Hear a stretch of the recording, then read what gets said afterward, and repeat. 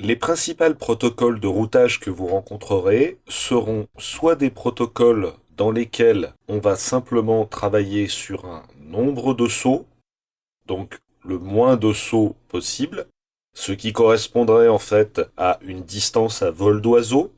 Et le deuxième type de protocole sur lesquels vous pourriez tomber sont des protocoles de calcul de route plus complexes qui vont tenir compte de préférences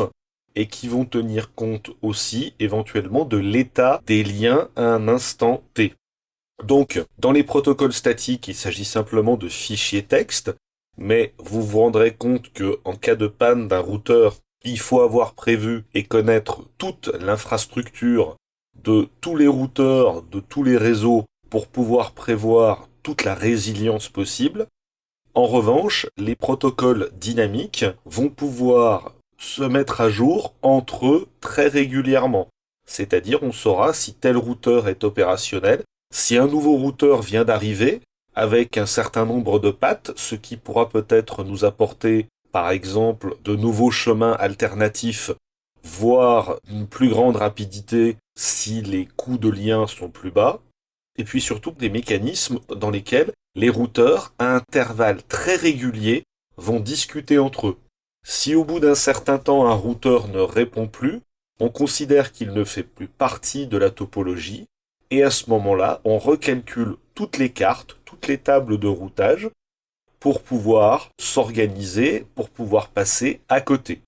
Donc à la fois la résilience, à la fois la performance, et exactement comme un logiciel donc de calcul de cartes, comme vous pouvez le trouver sur n'importe quel GPS du commerce. C'est d'ailleurs les mêmes algorithmes qui sont utilisés. Donc, le routage statique sur des petits réseaux sur lesquels vous n'ajoutez pas souvent des routeurs, c'est pas quelque chose de gênant et qu'on peut rencontrer très souvent. Si en revanche, vous êtes sur des grands réseaux, avec notamment plusieurs possibilités de liens et des préférences en fonction de performance, de disponibilité, de coût de lien, vous préférerez toujours utiliser des protocoles dynamiques. Le premier protocole le plus simple est Routing Internet Protocol, RIP, on en est à la V2, qui est implémenté sous Windows ou qui est implémenté dans des routeurs Cisco par exemple.